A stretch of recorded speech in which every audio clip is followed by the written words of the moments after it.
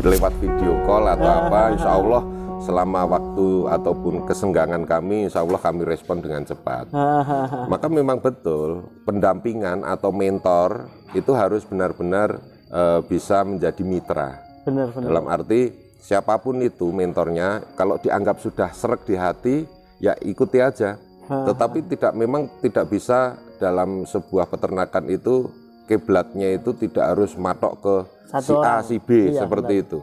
Lakukan itu secara be yourself lah, jadi diri sendiri. Benar, Pak. Karena apa? Tiap daerah itu kan karakteristiknya beda-beda.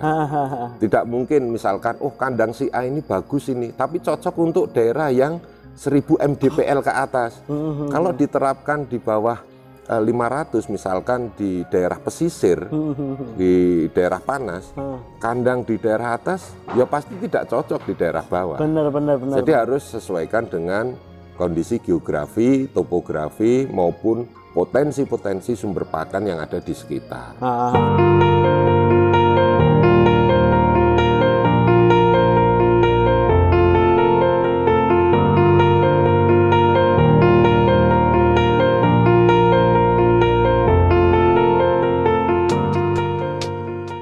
Assalamualaikum warahmatullahi wabarakatuh. Jumpa lagi dengan saya Wahyu dari tim Edu Ternak. Teman-teman semua, kali ini kita dolen kandang lagi. Jadi insya Allah tim Edu Ternak akan sering dolen kandang. Jadi relasi-relasi dari Edu Ternak yang sudah mengikuti workshop kami, terus kemudian yang sering berkomunikasi dengan kami, insya Allah akan kami buatkan videonya dan kita sharingkan bagaimana cara beternaknya beliau-beliau, terus bagaimana cara beliau survive beternak dan bisa mendatangkan profit serta keberkahan. Nah, kali ini kita lagi berada di Pekalongan. Nah, beliau di samping saya ini Pak Farid ya. Siap, Pak Farid. Farid. Jadi Pak Farid ini pemilik dari The Petung Farm yang lokasinya berada di Kajen, Pekalongan. Pekalongan. Nah, beliau ini selain sebagai peternak, beliau juga aktif di pemerintahan. Nah, langsung saja kita kasih pertanyaan-pertanyaan, nanti beliau akan menjawab seputar The Petung Farm ini seperti apa manajemen pengelolaannya. Nah, mungkin bisa jelaskan dulu Pak, untuk ini Pak, mulai kapan ini ada The Petung Farm dan kenapa kok beternak? Baik, matur suwun Mas Wahyu. Sugeng rawuh di The Petung Farm. Ini adalah kandang kedua kami. Kandang pertama ada di wilayah Petung Kriono di daerah dataran tinggi Kabupaten Pekalongan. Kalau yang di sini konsepnya adalah showroom dan bengkel untuk kandang dan kapasitas kurang lebih 300-an. The Petung Farm 2 ini ada di tengah pemukiman padat gitu ya, dan kita menggunakan ruangan atau gedung bekas pabrik. Gitu. Kita create, kita atur sedemikian rupa untuk bisa jadi tempat peternakan domba seperti itu. Nah, The Petung Farm kurang lebih sudah 3,5 tahun berdiri. Jadi di awal tahun 2019-an lah itu sudah kita laksanakan kegiatan peternakan, khususnya mengelola domba. Memang seawal kami domba, dan waktu itu memang melihat kondisional market domba ini cukup bagus, dan awalnya memang sebenarnya mengolah limbah pertanian untuk jadikan pakan ternak. Tetapi kami sendiri juga pengembangan khususnya untuk di breedingnya gitu. Kemudian semakin kesini mencoba untuk pemuliaan genetik ya. Jadi tidak hanya lokal dengan lokal, tapi kita hadirkan domba-domba yang mempunyai kualifikasi dan kualitas yang bagus untuk tipe pedaging. Maka kami hadirkan juga jenis domba Dorper yang dari Australia, yang memang saat ini informasinya adalah domba terbaik untuk tipe pedaging. Jadi kalau kita crossingkan dengan domba lokal yang unggul dari wilayah Indonesia, ya khususnya kalau kami di posisi Jawa Tengah ini banyak menghadirkan domba yang jenis Garut, kemudian Texel atau cross Texel seperti itu. Oh, berarti di sini itu nggak hanya untuk dianak pinakan ya Pak ya, tapi lebih ke pemuliabiakan. Mencetak untuk bibit-bibit penerus gitu Pak. Iya, untuk yang kualifikasi yang domba unggul berkualitas kan seperti itu. Kan kalau misalkan di tingkat petani kan biasanya kan cuma di angon, pejantannya juga mungkin hanya sebatas jantan biasa. Betina pun ya betina biasa. Betul. Gitu kan ya. Yeah. Itu kemudian nanti di di breeding, terus ya larinya kepotong lah gitu. Ya, tetap nanti goalnya kepotong ya ke arah potong atau konsumsi harian, tetapi agar nanti ke depan itu petani juga diuntungkan atau masyarakat yang memiliki jumlah ternak yang kurang dari 20-an ekor itu ada keuntungan lebih, terutama kalau kita bermain di bobot maupun jogrok tetap menang dengan domba unggul berkualitas itu. Oh. Yeah. Jadi percepatan pertumbuhan berbeda dengan domba lokal kalau sudah kita crossingkan. Seperti itu. Kan umumnya kan kalau untuk domba-domba lokal Pak, paling usia 3 bulan itu beratnya cuma 12 kilo. Iya. Gitu.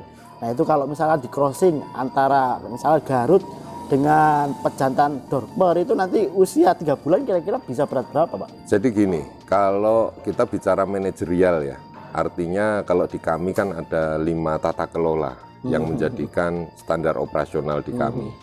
Pertama mengenai pemilihan indukan atau bakalan. Dalam hal ini khususnya calon induk yang nanti akan dikawinkan dengan Dorper. Itu.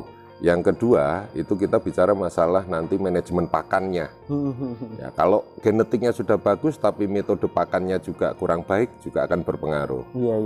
Termasuk nanti yang ketiga adalah manajerial atau tata kelola tentang kandang. Nah yang keempat nanti tata kelola tentang perawatan dan endingnya kan market. Sebenarnya kalau soal market ini selama quality atau kualitas dari ternak kita bagus, market itu akan hadir sendiri.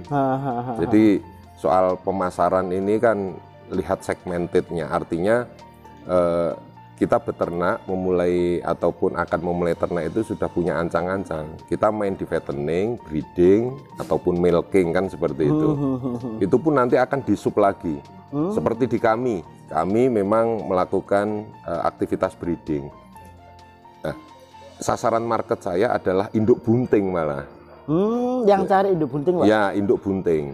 Karena kami memberikan induk bunting ini yang sudah kita crossing, kita kawinkan dengan pejantan yang Dorper tadi. Jadi itu kan juga memangkas waktu. Benar.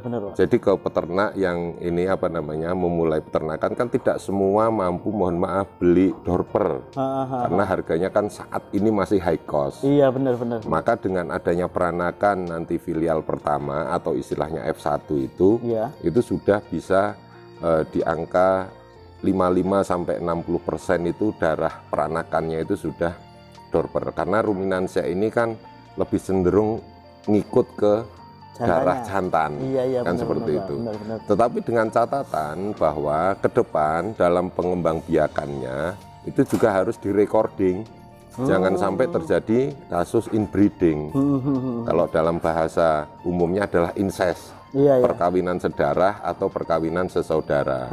Jangan sampai nanti pejantan satu tapi nanti ngawini induk, terus anaknya, cucunya dan sebagainya. Itu yang sering terjadi di peternak yang nggak terkelola ya Pak ya? Kalau sudah punya genetik bagus tiba-tiba salah dalam manajerial perawatan tadi, ya akhirnya rusak lagi. Benar.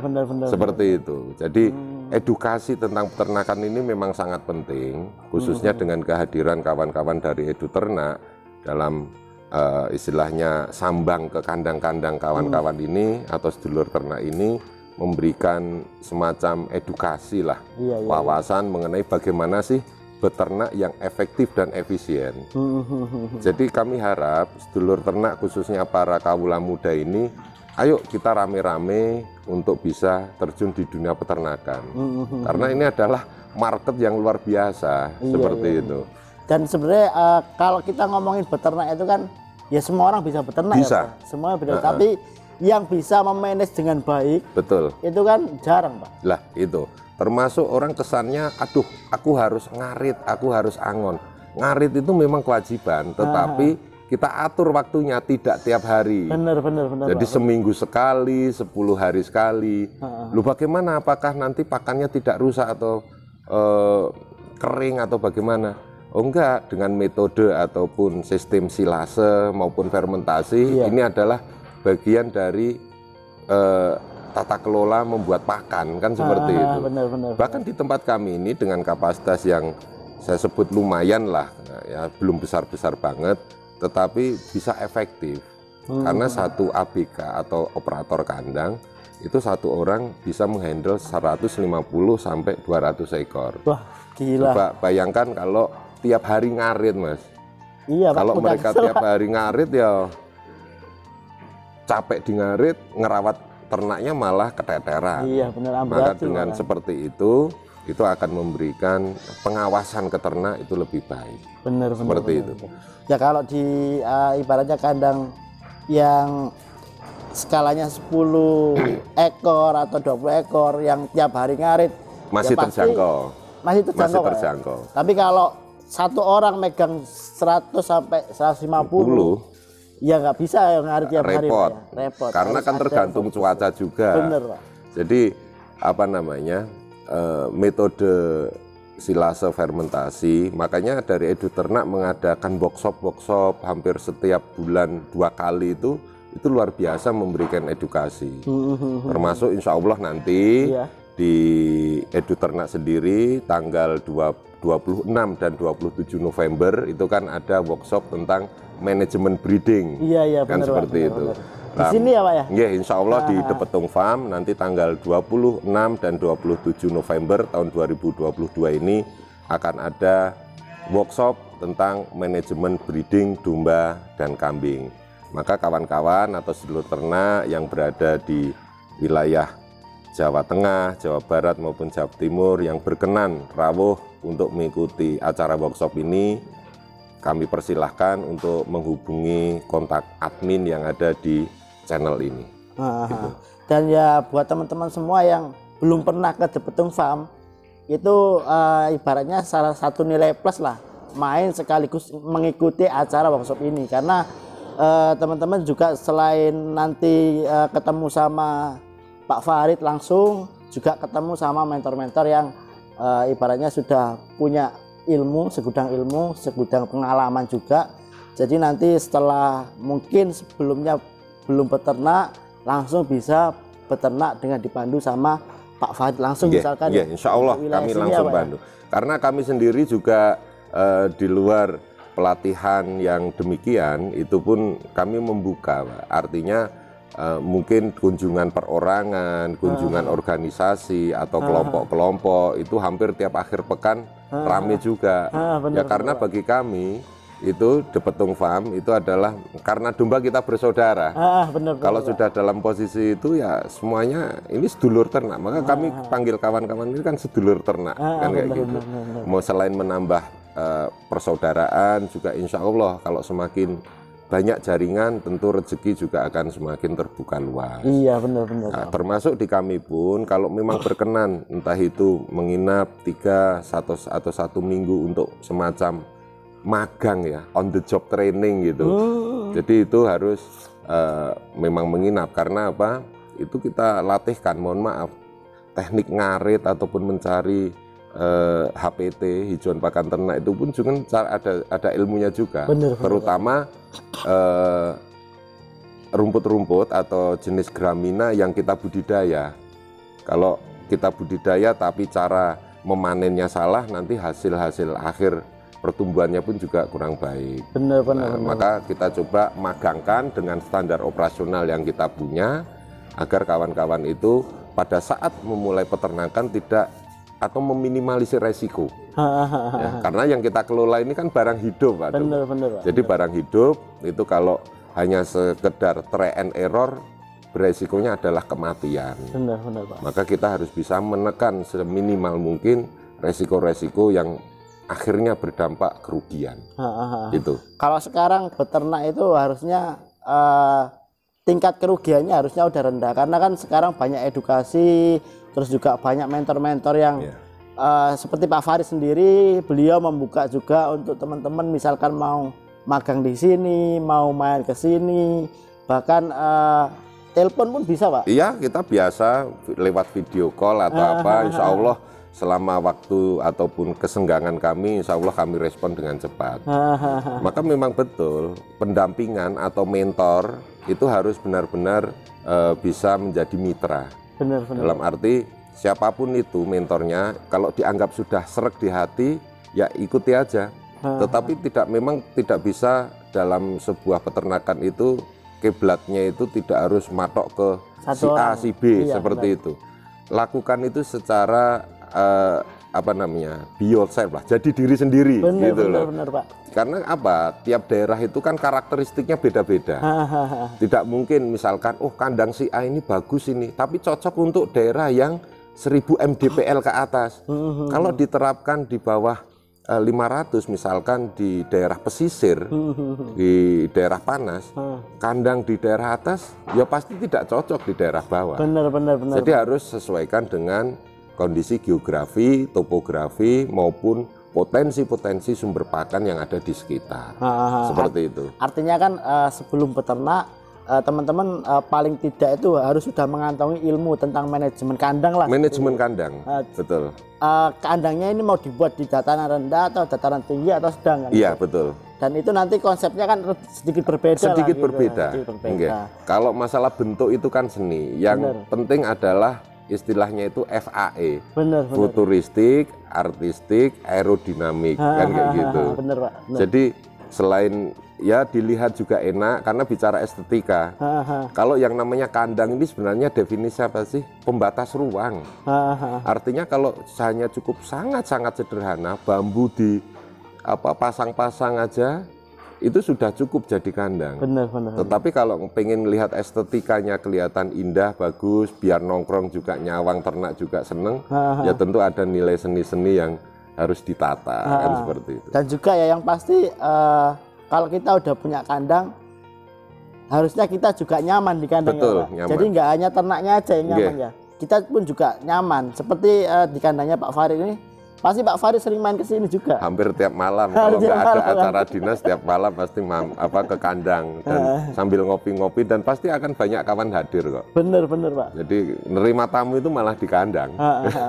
Malah karena apa ya? Jadi kalau kandang kita itu ibaratnya kurang nyaman, kita aja mau nerima tamu di kandang itu ya nggak enak malu. gitu. Malu. Maka apalagi ini kan di tengah pemukiman, kandang 2 ini insya Allah tidak mengganggu mengenai aroma. Maka konsep odorless itu juga penting. Benar. Karena yang ditakuti oleh kawula muda untuk beternak itu rata-rata, waduh baunya nggak karuan dan sebagainya. Lah itu bisa kita minimalisir dengan pola pakan, kemudian perawatan dan sebagainya agar menjadi odorless. Benar. Di sini kan nggak ada aroma bau sama sekali.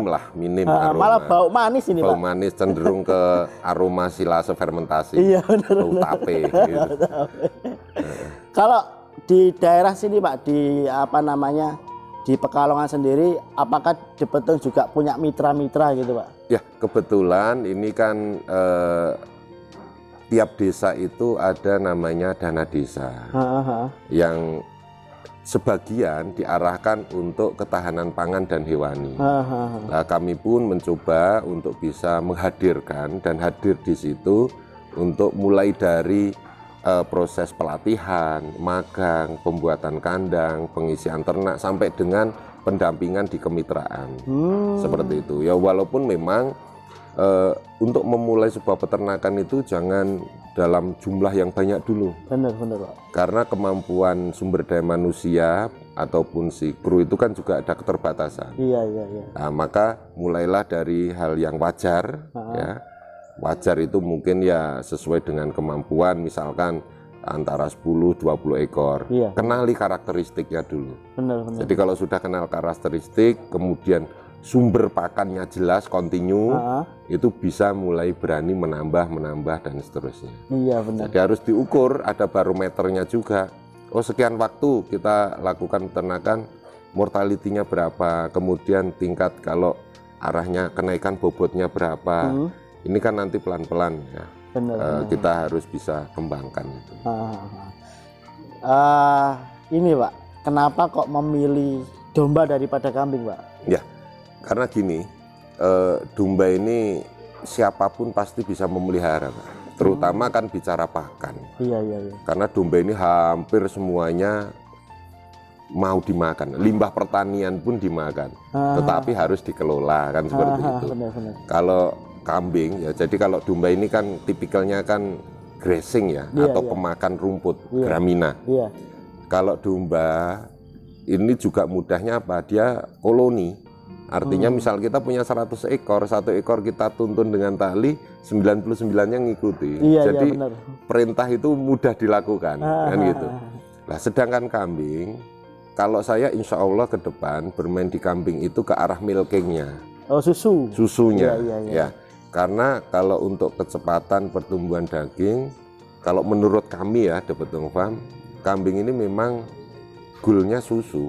Bukan ke daging, gitu. Maka dan daging itu secara rasa katanya lebih enak di domba. Maka sebenarnya ada istilah kambing punya nama, domba punya daging. Jadi misalkan sate kambing padahal dagingnya daging domba. Bener. Seperti itu. Nah, jadi termasuk untuk pakan sendiri, kambing kan agak repot Pak. Karena dia jenis ramban. Iya. Jadi makanan pokok aslinya adalah ramban. Kalau diberi rumput kan kualitasnya turun. Iya benar. Seperti itu. Pertumbuhannya juga nggak bisa bagus. Pertumbuhannya juga nggak bisa bagus. Tapi kalau dengan domba, kami selalu sarankan ke kawan-kawan 15 km, radius 15 km dari titik kandang kawan-kawan itu adalah sumber pakan dan sumber pasar. Benar Pak, benar. Jadi kita lihat kawan harus punya banyak, istilahnya itu relasi petani-petani itu, misalkan tanam jagung, nanti Pak nanti kalau panen limbahnya, kebun jagungnya, janggal jagungnya biar kami rapikan, kan seperti itu. Jadi kawan-kawan petani kan merapikan lahan nggak perlu biaya lagi. Benar. Kita yang tidak nanam dapat limbahnya untuk pakan ternak, kan seperti itu. Jadi mutualismenya berjalan di sini. Berarti selintirnya juga dikasihkan ke petaninya gitu. Untuk pupuk. Oh ya, pupuk ada yang kami kalau mereka minta kami pun juga akan kasih. Tapi rata-rata memang untuk kotoran hewannya atau pupuk organiknya ini di kami pun ada nilai ekonomisnya juga, Pak. Oh. Nggih, karena kan dengan pola pakan fermentasi seperti ini kan dia keluar dari ternak itu sudah menjadi pupuk organik padat. Kemudian kita perlakukan dengan disemprot nitrobakter selaku dekomposer, itu sudah menjadi media tanam. Apalagi kalau kita slab ya dengan mesin, sudah menjadi bubuk lembut, itu kita packaging dengan paketan yang bagus, karung yang bagus, itu sudah ada nilai jual yang cukup tinggi. Jadi luar biasa ya di bidang sebenarnya hulu hilir ini multiple efeknya banyak. Seperti itu. Iya. Terus ini Pak, ya benar sih, pasar kita itu nggak harus di luar kota ya? Iya. Dalam internal 15 kilo, radius 15 kilo titik kandang. Sekarang gini Pak Wahyu, misalkan di lingkungan sekitar kita ini ada 10 rumah sate saja. Iya. Kalau satu rumah sate tiap hari motong 2 ekor misalkan. Iya. Kita sebagai penyuplai, artinya satu hari kita itu mensuplai 20 ekor loh. Bener Pak. Dalam 1 bulan 600 loh Pak. Bah, luar biasa loh. Ini kan artinya bahwa kalau kita tangani 600 ekor sendiri kerepotan. Maka di peternakan ini sebenarnya tidak ada istilah kompetisi. Bener Pak, bener. Bagi kami, kawan-kawan peternak ini kawan koalisi kami. Iya. Jadi mereka adalah saudara. Maka konsep karena domba kita bersaudara sebenarnya ke situ. Jadi tidak ada istilah hancur-hancuran harga. Mana ada, coba tren, awal kami memulai itu, kilo hidup, timbang hidup domba, itu harganya masih 30-an Pak. Sekarang hanya jangka 3 atau kurang dari 4 tahun sudah kilo hidupnya untuk kelas potong atau kelas sayur itu sudah di atas 60. Naik 100%. Iya, dan kondisi pandemi yang pernah kami alami itu kemarin beberapa saat pandemi COVID itu, usaha-usaha konvensional lain itu hampir tumbang. Untuk di agro ini kebutuhan kok. Iya benar. Di agro ini masih eksis. Apakah karena COVID rumah sate tutup? Enggak. Malah kebutuhan makin meningkat. Bener Pak. Ya. Lah malah justru waktu COVID kemarin banyak peternak-peternak baru Pak. Betul. Karena waktu mungkin ya karena usahanya yang utama itu gak bisa jalan. Menurun ya, akhirnya, omset menurun. Akhirnya dialihkan ke peternakan. Peternak. Ada yang karena salah kelola akhirnya tutup, tapi ada yang kecanduan karena keuntungannya berlipat. Iya.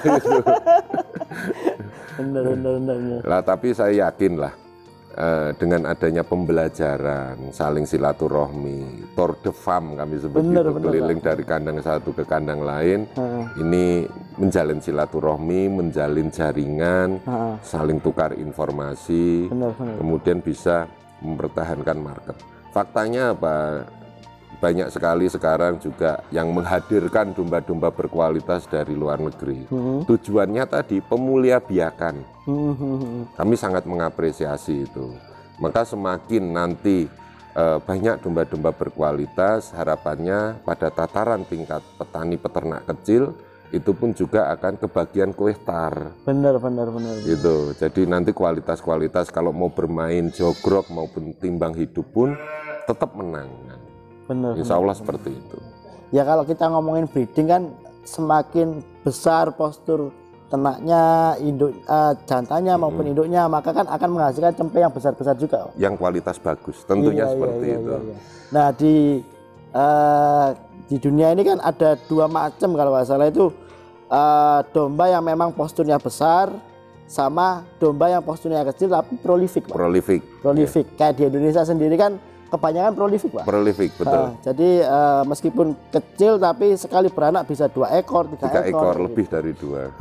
Kalau misalkan kayak Dorper itu kan rata-rata 1 ya? 1 ya. Termasuk cross texel itu rata-rata. Ya, kalau ada 2 ini, wah induknya dipertahankan sekali ini. Gitu.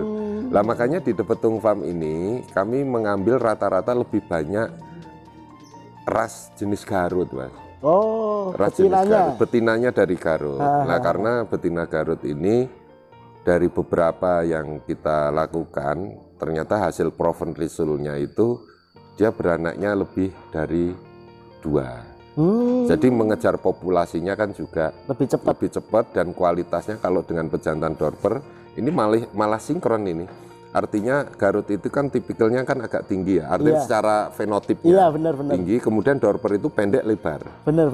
Jadi kalau kita crosskan, performnya bagus sekali. Seperti itu. Karena beberapa daerah kan juga ada yang cenderung, aku suka domba yang bertanduk, tapi berkuping. Kan seperti itu. Jadi itu bisa mix. Iya. Jadi akhirnya genetik baru itu muncul. Ya jenis-jenis ras baru itu muncul. Benar. Maka ada istilah, Garut dengan Merino akhirnya namanya Merino Garut. Iya.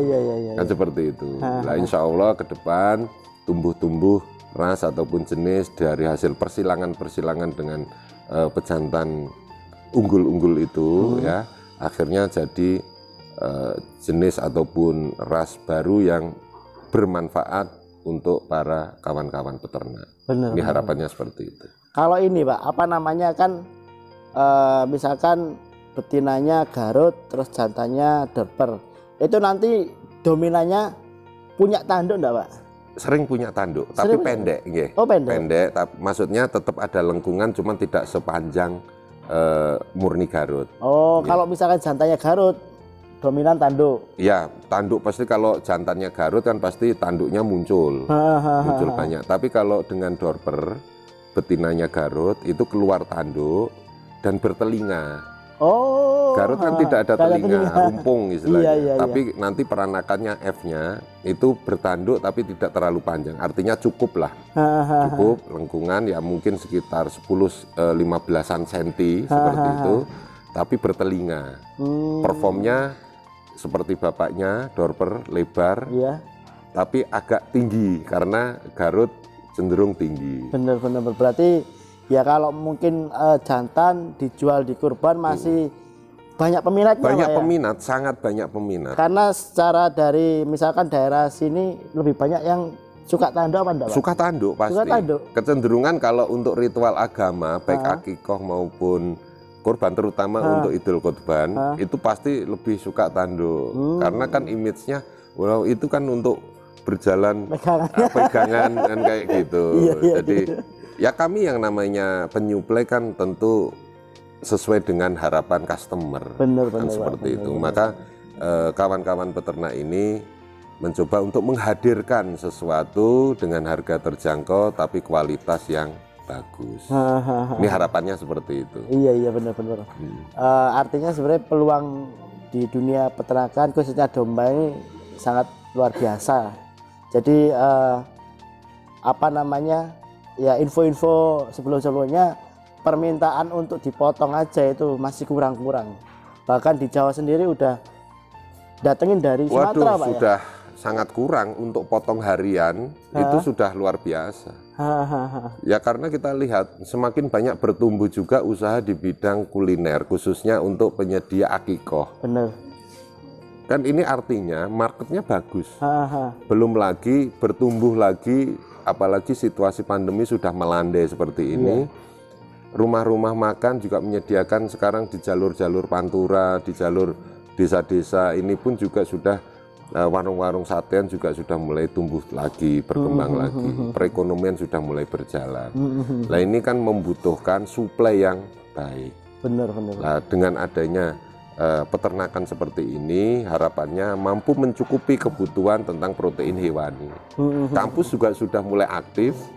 Kalau kemarin-kemarin kan banyak catering yang sementara diharap karena perusahaan juga banyak yang merumahkan karyawan, kampus juga tidak ada aktivitas, akhirnya agak sedikit berkurang. Tetapi kan aktivitas permintaan daging segar khususnya domba kambing ini juga tetap berjalan dengan baik. Ini Pak, soal isu-isu resesi, Pak. Kan bentar lagi kan katanya ada isu resesi ya, ada resesi. Itu kira-kira dampaknya ke peternakan domba itu seperti apa? Saya kira nggak ada problem, karena domba ini kan tergantung pabrikasi untuk pakan.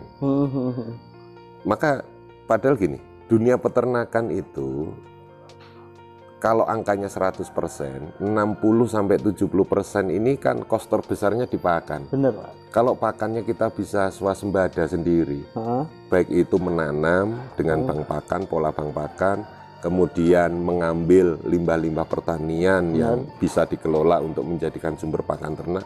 Ini kan kita bisa menekan kos itu. Kalau 30% ini sudah fix.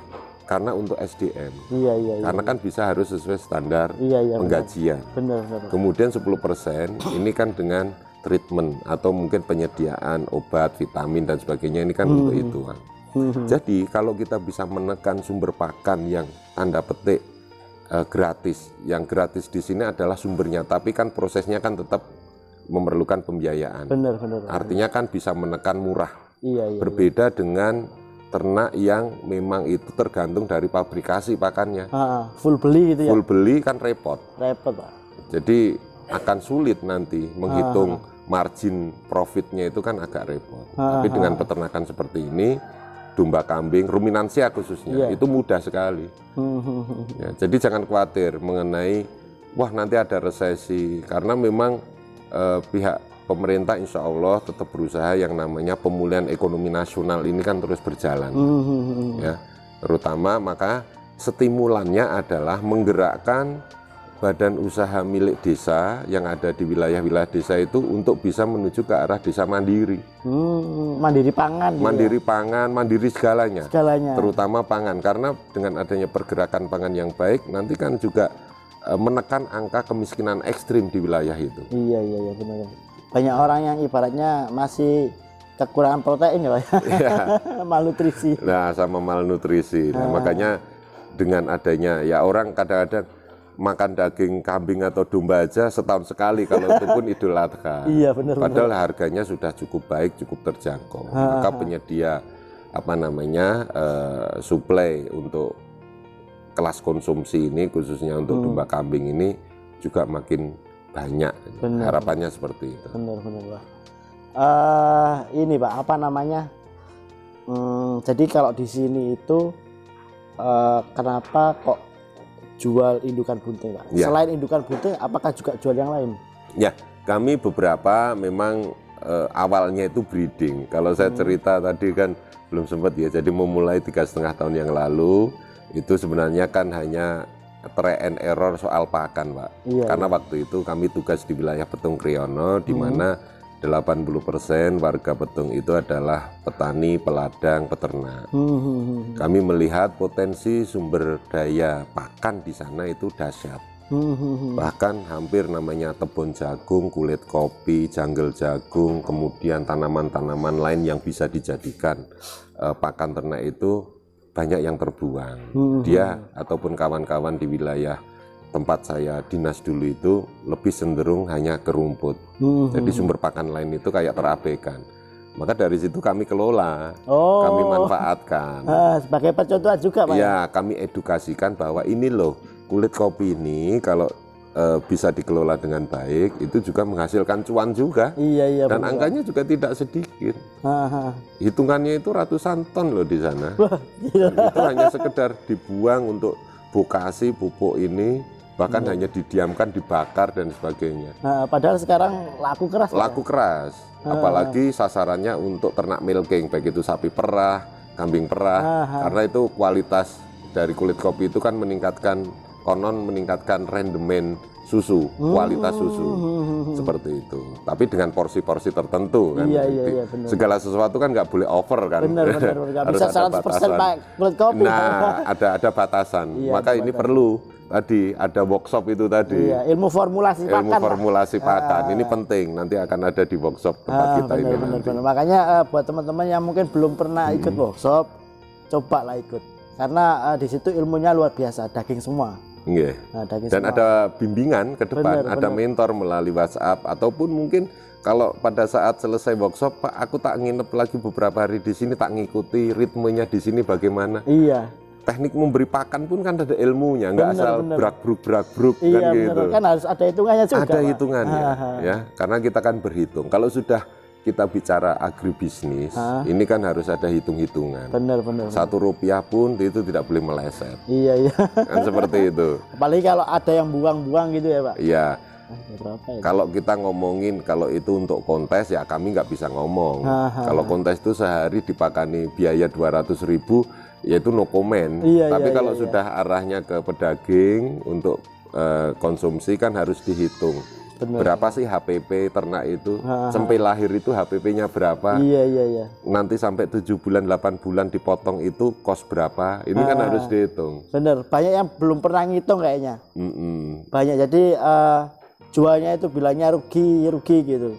Padahal belum pernah ngitung HPP untuk bikin cempe itu berapa. Iya, proses bikin cempe itu berapa biayanya. Karena kan semuanya tadi 60% ini kan tersedot di pakan. Bener. Kalau pakannya hanya memanfaatkan limbah pertanian dari petani yang dibuang, kemudian kita create, kita olah, itu kan bisa menekan angka yang dahsyat. Iya, benar, Pak. Ya dengan asumsi gini, semisal bayangkan, dalam 1 bulan misalkan contoh saja, 10 juta pengeluaran total misalkan, kita buat mudah saja. Iya. Artinya 6 juta ini kan pakan, Pak. Iya. Kalau kita bisa mangkas 3 juta saja, 3 juta saja, artinya kan kita saving 3 juta per bulan. Dalam 1 tahun kita bisa nyimpan duit 36 juta. Ini kalau populasi antara 50-60 ekor. Kalau populasinya semakin banyak, misalkan 500-600, kalikan 10, 360 juta.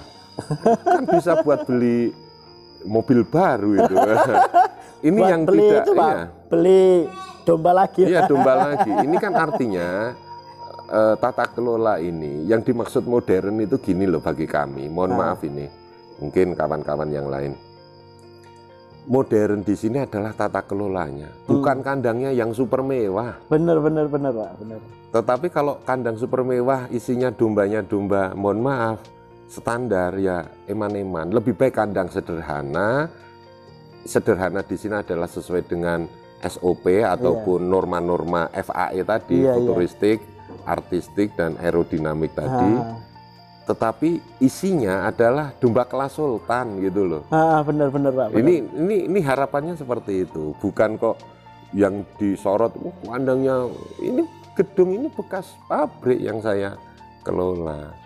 Kalau toh mungkin kurang ventilasi atau apa, kita create ada blower, benar-benar ada exhaust, kan seperti itu. Iya.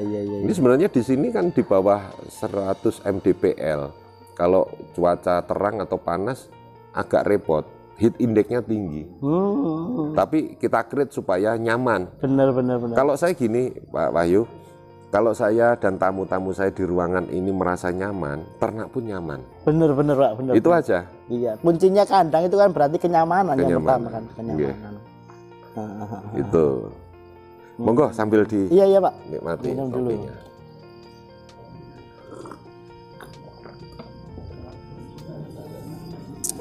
Kalau orang yang kesini itu sering Pak, orang yang kunjungan gitu. Alhamdulillah hampir tiap akhir pekan pasti ada. Tiap hari pun kalau perorangan seringnya tiap hari. Seperti itu. Jadi kalau misalkan mau kunjungan gitu, konfirmasi dulu. Ada yang konfirmasi, lebih baik konfirmasi kalau pengen langsung ketemu dengan saya pribadi. Karena kan kita atur waktu juga. Tapi kalau sekedar silaturahmi main, ada pimpinan kandang juga, nanti yang bisa nemui juga. Tapi rata-rata yang namanya orang kan pingin ketemu owner, pemilik, bener, kayak gitu. Pak, bener. Ini Pak, apa namanya? Jadi kalau misalkan teman-teman mau silaturahmi, mau menghubungi itu ke kontak yang mana Pak? Ya, mungkin nanti di deskripsi juga ada Mas, tapi kami sebut ya 0813 2568 8711. Saya ulang lagi 0813 2568 8711. Disimpan saja Pak Farid gitu. Jadi teman-teman kalau misalkan mau main ke sini langsung menghubungi Pak Farid sendiri, konfirmasi kalau misalkan mau ketemu Pak Faridnya langsung. Karena Pak Farid juga punya kesibukan juga ya Pak. Kebetulan kan saya pegawai negeri Pak, dan diberi mandat menjadi salah satu camat di wilayah Kabupaten Pekalongan. Jadi ini adalah, bahkan kami mengedukasi warga kami. Sekarang kalau dari ternaknya, bahkan kita kalau menjadi petani milenial dalam hal ini petani rumput aja, ini bisa luar biasa juga loh hasilnya. Bener Pak, bener. Kegiatan agro ini terutama di bidang ternak domba kambing ini multiple efeknya besar. Jadi nanti ada kawan-kawan beternak tapi dia core bisnisnya membuat equipment, misalkan mesin chopper. Iya. Kan kayak gitu. Iya bener Pak. Kemudian ada lagi yang memang spesialis menjual bibit rumput. Ada yang spesialis menjual pakan komplit. Jadi macam-macam. Jadi multiply bisnis dari usaha peternakan ini hampir tidak terbatas. Jadi banyak, luas sekali. Artinya kan pendapatannya itu kan gak hanya dari jual ternaknya. Iya, aja, tidak Pak. hanya jual ternak. Mulai dari feed millnya, pakan ternak, equipment, bahkan vitamin multimineral, obat-obatan, semuanya bisa diberdayakan. Iya.